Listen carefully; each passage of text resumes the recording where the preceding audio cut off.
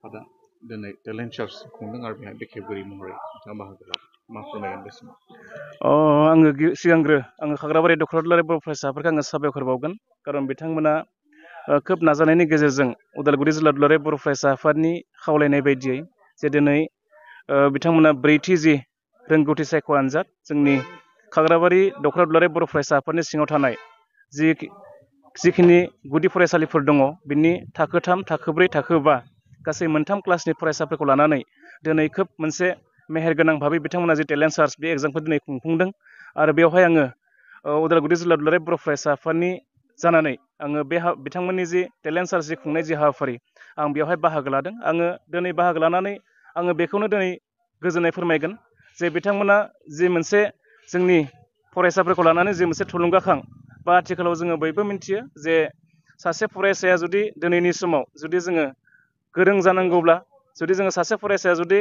फैबाय थानाय समाव जुदि जोङो मोजां भाबै जुदि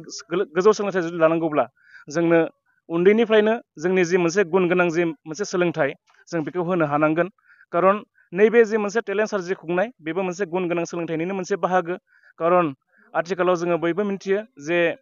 आथिखालनि जि कम्पिटिटिभ एग्जामफोर बे एग्जामफोराव जुदि जोङो बाहागो लानांगौब्ला नैबे उन्दै समनिफ्रायनो उन्दै बैसोनिफ्रायनो जे मोनसे एक्सपिरियेन्स जों बेखौ लालांनो गोनां जायो आरो बे मोनसे थांखिजोंनो जोङो दुलाराय बर' फरायसा आफादा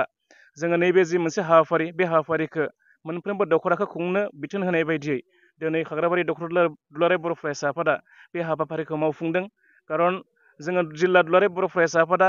6, 7, 8 बेखौ बि टेलेन्ट सार्च बेखौ जोङो जिल्ला एबसु हिसाबै खुंनाय जायो आरो 9, 10खौ मिरु दुलाराय बर' फरायसा आफादा खुंनाय जायो आरो नैबे 3, 4, 5 जि क्लास दङ बिथांमोनखौ दख'रा एबसुआ खुंनाय जायो हिसाबै दिनै बे हाबाफारिया खोब मेहेरगोनां जादों होननानै आङो सानदों आरो बे लेखायैनो बे खुंफुंनायनि थाखाय आङो खाग्राबारि डक्टर दुलाराय बर' फरायसा आफादनिसिम आङो साबायखर बावदों नैबे खाग्राबारि जनता हाई स्कुल बे स्कुलाव फैनाय जादों फैनाया बेनो जाहोना जोंनि खाग्राबारि दख'रा दुलाराय बर' फरायसाया जे रोंगौथि सायख' आनजाद बेखौ बिथांमोनहा खुंबाय थादों दिनै खुंगाब्रै जाबाय आरो आंनि गथ'आबो खेबनै होनो मोनबाय नैबेजों 4 थाखोनिफ्राय होनो मोनदों दायो 5 थाखो बेजों दा 4निफ्राय आरो नैबे दा 5 थाखो खेबनै होनो मोनबाय आं खोब बाख्नायदों बिथांमोना जे जोंनि गथ' गथायखौ जाहाथे मोजां दिगाव लांनो थाखाय बिथांमोना जे नैबे हाबाफारिखौ लादों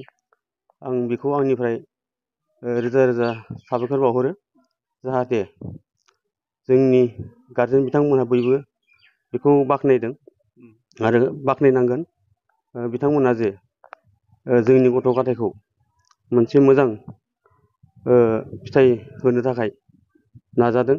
बेखौ आङो आंनिफ्राय आं मोजां जादों होननानै आरो बिदिनो खुंबाय थाथों बेखौ आंनिफ्राय मिजिंथिनानै आं बेखिनिखौ बुंनानै दोनथ'बाय ब्रैथि टेलेन्ट सार्चआ बबे मिरु खाग्राबारि हिसाबै खुलुमबाय दिनै जोङो जिल्ला एबसुनि उदालगुरि जिल्ला एबसुनि बिथोन बायदि जि गुदि थाखोनि जि रोंगौथि सायख' आनजाद अदेबा जोंहा दख'रा एबसु हिसाबै ब्रैथि रोंगौथि सायख' आनजाद बेखौ जोङो दिनै लानाय जादों आरो जोङो मोनब्रै मिरुआव जोङो लानाय जादों खाग्राबारि जनता M E school Panisali M E school Gharasal M E school आरो गबसासुबा हाइ स्कुल बे मोनब्रै मिरुआव गासै 303 फरायसाया बेवहाय बाहागो लादों बे हिसाबै जोङो गासै फरायसाखौ जोङो बरायदों आरो बेस्ट उइसेस जासिदों जाहाथे बिथांमोना जि गावनि रोंगौथि बेखौ उन्दै समनिफ्रायनो देखायलांबाय थानो हायो बेनि थाखाय बे मिजिंखौ लानानै दुलाराय बर' फरायसा आफादा जि बर' फरायसा बिथांमोनखौ लानानै गोजौ फारसे लांनो थाखाय बेबायदि हाबाफारिखौ लादों आरो जोङो दिनै दख'रा एबसुआबो बे हाबाफारिखौ लानाय जादों